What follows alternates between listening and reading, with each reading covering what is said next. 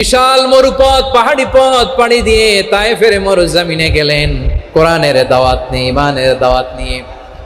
কিন্তু তায়েফের লোকেরা বিশ্বনবীর দাওয়াতকে শুধু প্রত্যাখ্যান করেই থামে নাই, তারা বিশ্বনবীর সাথে অত্যন্ত খারাপ আচরণ করেছে, বিশ্বনবীকে শারীরিকভাবে হেনস্থা করেছে, আমার নবীকে শারীরিকভাবে অত্যাচার করেছে, আমার পেয়ারা নবীর গায়ে পাথর মেরেছে, বিশ্বনবীর গা বেয়ে ঝরঝর করে রক্ত ঝরেছে, নবী জামিনের মধ্যে লুটিয়ে পড়েছেন, আবার মেরেছে, আবার নবী হাঁটতে শুরু করলেন, পেছন থেকে আবার মেরেছে, আবার নবী রক্তাক্ত হয়ে জামিনের মধ্যে লুটিয়ে পড়লেন, আবার মেরেছে।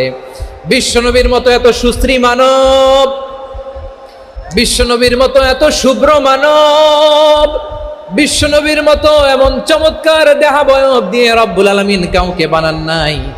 এরকম চমৎকার মানুষটাকে তারা তায়েফের ওই জমিনে রক্তাক্ত করেছে। বিশ্বনবী দুনিয়ার কোনো স্বার্থের জন্য সেখানে যান নাই, নিজের কোনো লাভের জন্য, প্রাপ্তির জন্য যান নাই, তায়েফবাসীদের জাহান্নামের আগুন থেকে বাঁচাতে গিয়েছেন। ঠিক কিনা বলেন? খেয়ে না খেয়ে দিন প্রচারের কাজে নিজেকে দিয়েছ বিলিয়ে, তায়েফের কাফিরেরা চিনল না সে আলো, দুষ্ট ছেলেদের পিছু দিল লেলিয়ে, পাথরের আঘাতে ক্ষত বিক্ষত হয়ে সারা শরীর থেকে রক্ত ঝরে। হে রাসূল তোমাকে ভুলি আমি কেমন করে, হে রাসূল তোমাকে ভুলি আমি কেমন করে। পারেন না আপনারা? ধরুন আমার সাথে, হাজার ব্যথা বেদনার পরে ফিরে আসনি তুমি আপন ঘরে, দিনের আলো তুমি ছড়িয়ে দিতে চলে গেলে মদিনায় মক্কা ছেড়ে। হে রাসূল তোমাকে ভুলি আমি কেমন করে, হে রাসূল তোমাকে ভুলি আমি কেমন করে। ঠিক কিনা বলে? প্রিয় ভাইরা, তায়েফের ছেলেরা নবীকে রক্তাক্ত করলো। আমার নবী কই যাবে? কই যাবে? মক্কায় জায়গা নাই, তায়েফে জায়গা নাই। তায়েফ থেকে ভারাক্রান্ত মন নিয়ে আমার নবী মক্কায় ফিরে আসলেন। বিশ্ব নবী মক্কায় ঢুকতে পারেন না। মক্কার মরুভূমির দিকে তাকিয়ে, উপত্যকার দিকে তাকিয়ে বিশ্বনবী ধা ধা করে কাঁদেন, ঝরঝর করে। নবীর চেহারা মোবারক থেকে চোখের পানিগুলো বেয়ে বেয়ে পড়ে। আমার জন্মস্থান, আমার শৈশব, কৈশোর, যৌবন কেটেছে এই মক্কায়, আমার এলাকায় আমি ঢুকতে পারি না। বিশ্বনবী মক্কার অনতি দূরে দাঁড়িয়ে জায়েদকে পাঠালেন, জায়েদ যাও দেখো কেউ আমাকে সাপোর্ট করার মতো আছে কিনা, যাও অমুকের কাছে যাও। সাইয়েদনা জায়েদ গেলেন, তারাও প্রত্যাখ্যান করে ফিরিয়ে দেয়। বিশ্বনবী বললেন যাও অমুক লোকের কাছে যাও, তিনিও প্রত্যাখ্যান করে ফিরিয়ে দিলেন। কেউ বিশ্বনবীকে আশ্রয় দিতে রাজি হয় না। নিজ জন্মভূমিতে বিতাড়িত বিশ্বনবী, সর্বশেষ বিশ্বনবী বললেন যাও মুতঈম ইবনে আদির ঘরে যাও। মুতঈম ইবনে আদি মুশরিক, তার কাছে যাও। গেলেন, মুতঈম ইবনে আদি রাজি হয়ে গেল। সুবহানাল্লাহ বলেন। দেখেন, অনেক বিপদের সময়ও আমি নিজে সাক্ষী, সামাজিকভাবে, রাজনৈতিকভাবে কত ঝঞ্ঝা, কত ষড়যন্ত্র, কত কনস্পাইরেসি পাড়ি দিয়ে আমাদেরকে সামনে এগিয়ে যেতে হয়। এই শত্রুদের ভেতরেও একজনকে দাঁড় করিয়ে দেয় যে আল্লাহর কোরআনের জন্য রেডি হয়ে যায়। পড়েন সুবহানাল্লাহ। মুতঈম ইবনে আদি, আল্লাহ তার মনকে নরম করে দিলেন। মুতঈম বলে, মুহাম্মদ আমি তোমাকে আশ্রয় দিব। তার দুই ছেলেকে পাঠালেন, যাও খোলা তলোয়ার নিয়ে, স্কট দিয়ে, গার্ড অফ অনার দিয়ে মুহাম্মদকে মক্কায় ঢুকাও, আর বলো আমি আমান দেব। আমান কি দিব? আমান মানে সিকিউরিটি, নিরাপত্তা। সিকিউরিটি ছাড়া, আমান দেওয়া ছাড়া কেউ থাকতে পারতো না মক্কায়। দুই ছেলে বিষ্ণু ইসা ইসলামকে নিয়ে আসলো। নবী কাবার চারদিকে তাওয়াফ করলেন, নামাজ পড়লেন।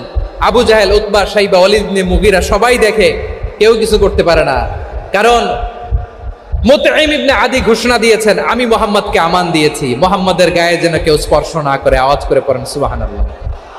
নবীর এই বিপদকালে মুহূর্তে মুতঈমের হৃদয়টারে নরম করে দিল কে? আচ্ছা, লালমনিরহাটের ভাইয়েরা বলেন, এই মুতঈম কি মুসলিম ছিল না মুশরিক? সবাই বলতে হবে মুসলিম না মুশরিক। তাহলে মুশরিকের কাছ থেকে নবী পলিটিক্যাল অ্যাসাইলাম, আধুনিক রাষ্ট্রবিজ্ঞানের ভাষায় পলিটিক্যাল অ্যাসাইলাম, যেটাকে বলে রাজনৈতিক আশ্রয়, ওনার আমান বা নিরাপত্তার এই ঘোষণায় তিনি মক্কায় ঢুকলেন। যতদিন নিরাপত্তা ছিলেন। মোতিম যখন মারা গেল, বিষ্ণু ইসলাম হিজরত করে মদিনায় চলে গেলেন, সুবহানাল্লাহ। কিন্তু মোতিম যে বিশ্বনবীর উপকার করছে এটা বিশ্বনবী ভুলে নাই। আমাদের অনেকে আছে উপকার করার পরে আর খেয়াল থাকে না, খাওয়ার পরে গলা দিয়ে নামলে আর খেয়াল থাকে না, এরকম আছে না নাই? আমার নবী ভুলে নাই। বদরের প্রান্তরে 70 জন কাফেরকে যখন বন্দী করে বিশ্বনবীর সামনে হাঁটু গেড়ে দাঁড় করানো হলো, বসানো হলো, 70 জন কাফের। কয়জন? বিশ্বনবী তাদের দিকে তাকিয়ে বললেন, সহিহ বুখারীর বর্ণনা, লাউ কানাল মুতঈম ইবনে আদি হাইয়ান সুম্মা কাল্লামানি হাউলা ইন্নাতনা লা তারাকতুহুম লাহু। বদরের প্রান্তরে 70 জন বন্দী কাফিরের দিকে তাকিয়ে আমার নবী বললেন, আজকে মুতঈম ইবনে আদি যদি বেঁচে থাকতো আর তোমাদের 70 জনের ব্যাপারে যদি মুতঈম এক বাক্যে একটা সুপারিশ করত, তার সম্মানে আজকে তোদের সবাইকে আমি মাফ করে দিতাম। সুবহানাল্লাহ নাই? ওই যে চিল্লাচিল্লি যে কথা বোঝে নাই, কোন জিনিস মিস করছে ওরা নিজেরাও বোঝে নাই। বিশ্বনবী মুতঈমের এই সাহায্যের কথা বলে নাই। 70 জন মুশরিক হাঁটু গেড়ে বসা, নবী চাইলে এখনই এক্সিকিউশন অর্ডার দিতে পারে। তিনি বললেন, আজকে যদি মুতঈম বেঁচে থাকতো আর মুতঈম যদি তোদের জন্য সুপারিশ করতে, এই আবর্জনাগুলোর ব্যাপারে সুপারিশ করতে, আমি মুহূর্তেই তোদেরকে এমনি মাফ করে দিতাম। ইসলাম আমাদেরকে শিখায়, সূরাতুল আনআমের 108 নম্বর আয়াত থেকে আমরা বুঝলাম, কোন ধর্মকে ছোট করা যাবে না। অন্য ধর্মকে ছোট করা মানে ইসলামকে ছোট করা। অন্য ধর্মের দেবতাকে গালি দেওয়া মানে আল্লাহকে গালি খাওয়া না। আওয়াজ করে বলেন ঠিক কি না? খবরদার, এটা করা যাবে না। আর অন্য ধর্মের দেবতাকে যদি আপনি গালি দেন, ওরা ইসলাম থেকে দূরে সরে যাবে। যাও ইসলামের প্রতি আকৃষ্ট হয়েছিল আর কোনোদিন ইসলামের ধারে কাছে আসবে না। আওয়াজ করে বলেন ঠিক কিনা? এজন্য কখনো কোনোদিন অন্য ধর্মের দেবতাদেরকে গালি দেওয়া যাবে না। অন্য ধর্মের কোনো দেবতাদেরকে আমরা গালি দিব না, গালি দিব না, বরং ইসলামের beauty, the beauty of Islam, ইসলামের সৌন্দর্যকে আমরা তুলে ধরব। আমরা যদি বিশ্বনবী সাল্লাল্লাহু আলাইহি ওয়াসাল্লামের জীবনের দিকে তাকাই, তাহলে আমি দেখব বিষ্ণু ইসলাম মক্কাতে কিংবা মদিনাতে অন্য ধর্মের লোকদের সাথে খুব পিসফুলি লাইফ লিড করেছেন। হোক মুশরিক, হোক খ্রিস্টান, হোক ইহুদি, বিশ্বনবী সবার সাথে মিলেমিশে ছিলেন। আলহামদুলিল্লাহ বলেন। ইসলাম হচ্ছে পিসফুল রিলিজিয়ান। অন্য ধর্মের প্রতি সহনশীলতার সবক ইসলাম আমাদেরকে দেয়।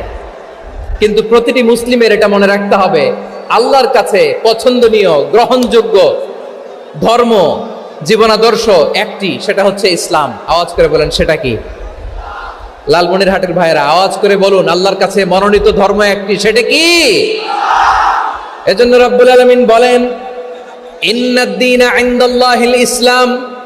আল্লাহর কাছে মনোনীত গ্রহণযোগ্য অ্যাকসেপ্টেড ধর্ম মতাদর্শ একটা, সেটা হলো ইসলাম।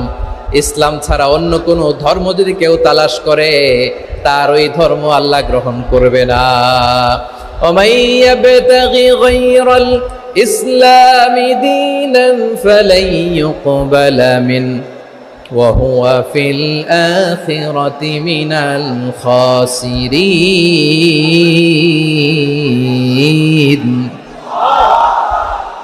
Whoever seek anything except Islam, that won't be accepted from him, and he will be loser in the day of judgment. কিয়ামতের দিন ইসলাম ছাড়া কেউ যদি অন্য কোনো ধর্ম তালাশ করেছে দুনিয়াতে, তার এই মতাদর্শ গ্রহণ করা হবে না।